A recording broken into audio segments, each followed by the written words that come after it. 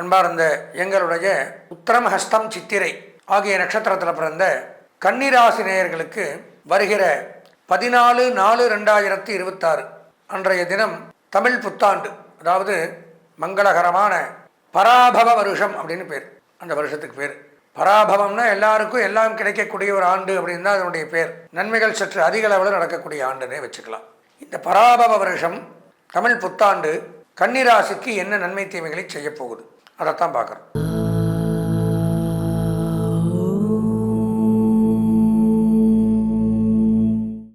அன்பார்ந்த எங்களுடைய ஆன்மீக உண்மைகள் தொலைக்காட்சி நேயர்களுக்கு உங்களுடைய ஜோதிட ஆச்சாரியர் ஜோதிட குரு சிவஸ்ரீ டி சரவணமாணிக்க சிவாச்சாரியர், முதல்வர் வேத சிவ ஆகம குருகுலம், காஞ்சி காமகோடி பீடம், சங்கரமடம், காஞ்சிபுரம். நாம் ஆன்மீக உண்மைகள் தொலைக்காட்சியின் வாயிலாக காண இருக்கக்கூடிய இந்த பதிவு அப்படின்னு பார்த்தீங்கன்னா, வருகின்ற 14/4/2026 செவ்வாய்க்கிழமை காலை 8:20 அளவிலே இந்த தமிழ் புத்தாண்டு அப்படின்னு சொல்லக்கூடிய மங்களகரமான பராபவ வருடம் அப்படிங்கிறது பிறக்குது. இந்த வருடத்திற்கு திருநாமம் பராபவ வருஷம். பராபவ வருஷம்னா எல்லாருக்கும் எல்லாம் கிடைக்கும் அப்படிங்கிறத அர்த்தம். இந்த பராபவ வருஷத்தில் என்னென்ன நன்மைகள், பொதுவான பலன்கள், அதனைத் தொடர்ந்து 12 ராசிகளுக்கு முன்னான பலாபலன்களை பற்றித்தான் நாம் இப்போ பார்க்கிறோம். இந்த பிரிவில் பராபவ வருடத்துடைய வெண்பா என்ன சொல்லுது? மிக்க பராபவத்தின் மேதினியிற் பின் மழையாம், தக்க பசுக்கள் தழைக்கும், இக்கு பலிக்காது 4 வகை பள்ளியிற்கும் இன்பம் கலிக்காதனவே கருது அப்படிங்கிறார் வெண்பா. இந்த வருடத்தினுடைய வெண்பா என்ன அர்த்தம்னா, பராபவ வருஷம் தமிழ் புத்தாண்டில், வரக்கூடிய தமிழ் புத்தாண்டில் முன்பகுதியில் மழை இருக்காது, வருட பின்பகுதியில் மழை நன்றாக இருக்கும். பசுக்கள் செழிப்பாக வளர்ந்து பால் வளங்கள் பெருகும், கால்நடைகள் பெருகும். அனைத்து வகை மக்களுமே சிறப்புடனும் செல்வத்துடனும் நோய் நொடியின்றி மிகுந்த செல்வாக்குடனும் சந்தோஷத்துடனும் வாழ்வார்கள். இந்த வருடத்தினுடைய நவக்கிரக நாயகர்களுடைய வேலைகள் என்னன்னு பார்த்தீங்கன்னா, ராஜாவாக குரு விளங்குவதால் ஆன்மீகம் பெருகுது, வங்கி நீதித்துறை சிறந்து விளங்குது. மந்திரியாக செவ்வாய் விளங்குறதுனால தீ விபத்து ஏற்படுது, சில இடங்களில் மழை இருக்காது. அர்க்காதிபதி சந்திரனால நல்ல மழை விளைச்சல் பெருகும், தானிய விருத்தி உண்டாகும், விலைவாசி குறையும். சஸ்யாதிபதி சுக்கிரன் புஷ்ப வியாபாரங்கள் பெருகும், புஷ்ப வகை உற்பத்திகள் அதிகரிக்கும், வாசனை திரவியங்கள் பெருகும். சேனாதிபதி சந்திரன் பெண்கள் பல துறைகளிலும் சிறந்து விளங்குவார்கள், சுகமாக வாழ்வார்கள். பெண்களுக்கு நன்மை இந்த ஆண்டில். ரசாதிபதி சூரியன் புதிதாக எண்ணெய் உற்பத்திகள் பெருகும், உள்நாட்டிலேயே எண்ணெய் வியாபாரங்கள் பெருகும், எண்ணெய் விலைவாசி குறையும். தானியாதிபதி புதன் மழை புயல் சேதங்களால் தானிய விருத்தி குறையும், தடை ஏற்படும், தானிய தடை உண்டாகும். மேகாதிபதி சந்திரன் காலத்தில் மழை பொழிந்து நீர்நிலைகள் நிரம்பும், விவசாயம் செழிக்கும். நீரசாதிபதி சுக்கிரன் திடப்பொருட்கள் உற்பத்தி அதிகரிக்கும், பட்டு ஜவுளி உற்பத்தி அதிகரிக்கும். திருட்டு பயம் ஏற்படும், பெண்களுக்கு பாதுகாப்பு குறையும். போதை வஸ்துக்கள் அதிகரிக்கும், அயல் நாட்டு போர்கள் உண்டாகலாம். இதெல்லாம் இந்த வகை, அதாவது இந்த பராபவ வருஷத்தினுடைய பலாபலன்கள் இப்படித்தான் இருக்கும். அதாவது நல்ல மழை இருக்குது, பயிர் விருத்தி ஆகுது, பெண்களுக்கு நன்மை உண்டாகுது, எல்லாமே சிறப்பு நன்மைகள் அப்படிங்கிறத எடுத்துக்கலாம். கன்னிராசி அப்படின்னு எடுத்துட்டால் கடந்த 2.5 வருஷம் சிறப்பாக தான் இருந்தீங்க. ஏன்னா சனி நன்மையை கொடுத்தார். நான் சொன்ன மாதிரி சனி 3ஆம் இடம், 6ஆம் இடம், 11ஆம் இடத்துக்கு நன்மையை செஞ்சுட்டு இருந்தார். உங்களுக்கு 6ஆம் இடத்துல இருந்த சனி இப்போ பயிற்சியாகி 7ஆம் இடத்துக்கு போயிட்டார் கண்டகச்சரியா. நன்மை செய்யுமான்னு பார்த்தால் கண்டிப்பாக நன்மை அல்ல. குடும்ப பிரிவு, நோய் நொடிகள், மருத்துவ செலவுகள், கணவன் மனைவி பிரிவு, கருத்து வேறுபாடுகள், சண்டை சச்சரவு, விஷப்பூச்சிகள், விஷ ஜந்துக்களால் பயம், தோல் நோய், சொறி சிறங்கு கட்டிகள், இந்த மாதிரிலாம் கொடுப்பார். கண் நோய் ஏற்படும், இந்த மாதிரி அமைப்புகள் உண்டாகுது. 6ஆம் இடத்துல ராகு இருக்கார், மிகச்சிறப்பு. ஏற்றுமதி இறக்குமதி தொழில் சிறந்து விளங்கும். அந்நிய செலாவணி, பங்கு வர்த்தகம், share marketing, online business, stock exchange, investment பண்ணுறது, வங்கி, நிதி நிறுவனங்கள், ஃபினான்ஸ் டிபார்ட்மெண்ட், கொடுக்கல் வாங்கல், ஆடை, ஜவுளி, டெக்ஸ்டைல், ஆபரணங்கள், ஜுவல், ஸ்டோன்ஸ், இந்த மாதிரிலாம் வியாபாரம் பண்ணுறவங்களுக்கு நன்மைகள் சற்று அதிகரிக்குது.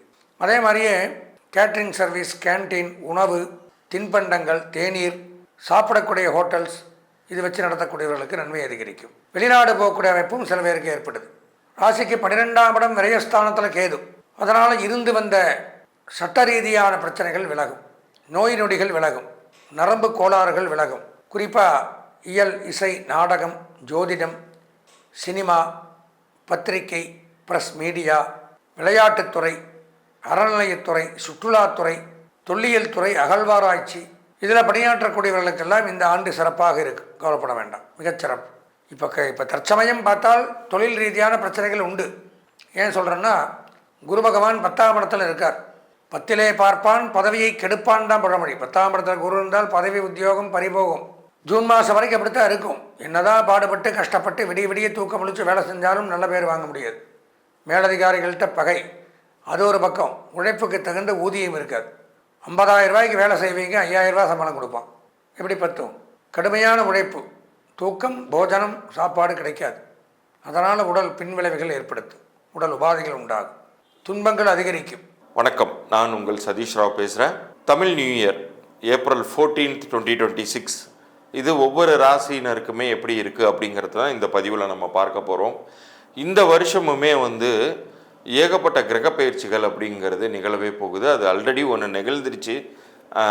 மார்ச் மாதமே சனி பயிற்சி அப்படிங்கிறது வாக்கிய பஞ்சாங்கம் படி பரிபூர்ணமாக மாறிடுச்சு அப்படின்னு சொல்லலாம். அதே மாதிரி இப்போ ஜூன் மாதம் குரு பயிற்சி அப்படிங்கிறது வரும். அதன் பிறகு ராகு கேது பயிற்சியும் நிகழப்போகுது. ஆனால் ஒட்டுமொத்தமாக இந்த வருஷம் ஒவ்வொரு ராசியினருக்குமே எந்த மாதிரியான நன்மைகளை தரப்போகுது அப்படிங்கிறத ஒவ்வொரு பதிவுலையுமே 2 ராசியாக ஒரு சீரீஸாக இதை நம்ம எடுத்துகிட்டு போக போகிறோம். அதனால் கவனமாக பாருங்கள். அதே மாதிரி இந்த பகுதியின் இறுதியில் உங்களுடைய வாழ்நாள் முழுமைக்குமே நீங்கள் நல்லா வாழ்வதற்கான குறிப்புகள் பற்றி, எண்கணித ரீதியாக நான் சொல்லக்கூடிய பரிகாரங்கள் பற்றியும் நான் சொல்ல போகிறேன். அதில் இலவச எண்கணித, அதாவது எண்கணிதம்ங்கிறது நியூமராலஜி, பிளான்ட்ரி பொசிஷன்ஸ் ரீதியாக கிடையாது. நியூமராலஜி ரிலேட்டடாக உங்களுடைய பிறந்த தேதி, அதனுடைய அமைப்பு பற்றியெல்லாம் நான் நிறைய விஷயங்கள் சொல்ல போகிறேன்.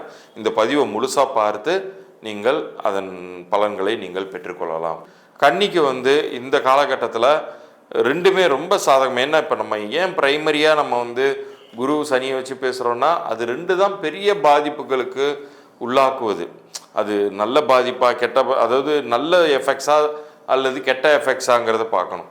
ஒரு நல்ல எஃபெக்டுக்குள்ளார தான் நீங்கள் வரீங்க. காரணம், சனியின் நகர்வும் சரி, குருவின் நகர்வும் சரி உங்களுக்கு மிகவும் சாதகமாக இருக்குது. சனியின் நகர்வு அப்படிங்கிறது 7ஆம் வீட்டிற்கு சென்றாலுமே கூட உங்களுக்கு ஒரு நல்ல ஒரு சம்பந்தம் அப்படிங்கிறது அமையும். திருமணத்திற்கு வரன் பார்த்துக்கிட்டு இருக்கீங்க உங்கள் வீட்டு பிள்ளைகளுக்கு அப்படின்னா, இவ்வளோ நாள் தள்ளி போயிட்டு இருந்துச்சு, அல்லது உங்களுக்கே கூட திருமணம் தள்ளி போயிட்டு இருந்துச்சு அப்படின்னா, இந்த காலகட்டத்தில் நீங்கள் விரும்பிய ஒரு மன வாழ்க்கை அப்படிங்கிறது அமையும். கொஞ்சம் காலதாமதமாகி அமையுது அப்படின்னு எடுத்துக்கோமே. அப்படி காலதாமதம் ஆனாலுமே நமக்கு ஒரு நல்ல வாழ்க்கை அமையுமா அப்படிங்கிற ஒரு கேள்வி இருந்துச்சுன்னா அந்த குழப்பமே வேண்டாம். சனி ஒரு மிக நல்ல வாழ்க்கையை அமைத்து தருவார். குருவை பொறுத்த அளவுக்கு அல்டிமேட்டு. அவர் 11ஆம் வீட்டிற்கு போகிறார், லாபஸ்தானத்திற்கு போகிறார். குரு பொதுவாகவே முழு சுபகிரகம், பொன்னவன் அப்படின்னு சொல்லக்கூடியவர், தங்கத்திற்கு அதிபதியே குரு தான். அவர் 11th ஹவுஸ் போகும்போது உங்களுக்கு பெரிய நன்மைகள், பரிபூர்ண நன்மைகள் அப்படிங்கிறது எல்லாமே கிடைக்க பெற போகிறீர்கள். லைஃப்பில் நிச்சயம் ஒரு அடுத்த நிலைக்கான வெற்றியை நோக்கி உங்கள் லைஃப் போக ஆரம்பிக்கும் அப்படிங்கிறதுல எந்த மாற்று கருத்தும் கிடையாது. ஒரே ஒரு விஷயம்தான், குழப்பம்லாம் எதுவும் வச்சுக்காதீங்க. நீங்கள் ஃபுல் ஃப்ளெஜ்டாக நீங்கள் இறங்கி வேலை செய்யுங்க, ஃபுல் பொறுப்பெடுத்துட்டு வேலை செய்யுங்க. உங்களுடைய வெற்றி அப்படிங்கிறது உறுதியாக உண்டு. இதில் நம்ம ஏற்கனவே பார்த்த சிம்மத்திற்கான பரிகாரமாக நீங்கள் நிறைய சித்தர்களுடைய ஆலயங்களுக்கு சென்று வழிபட்டுட்டு வாங்க, நிறைய அன்னதானம் பண்ணுங்கள், உங்களுடைய பிரச்சனைகள் ஓரளவு சால்வ் ஆகும். அதே போல் கன்னிராசியை பொறுத்த வரைக்கும் நீங்கள் கோயிலுக்கே போகலைனாலுமே உங்களுக்கு நன்மைகள் நடக்கும்னாலும், நன்றி சொல்கிறதுக்காச்சும் நீங்கள் பழமை வாய்ந்த பெருமாள் ஆலயங்களுக்கோ அல்லது உங்கள் இஷ்ட தெய்வம் கோயிலுக்கோ நீங்கள் சென்று வாருங்கள்.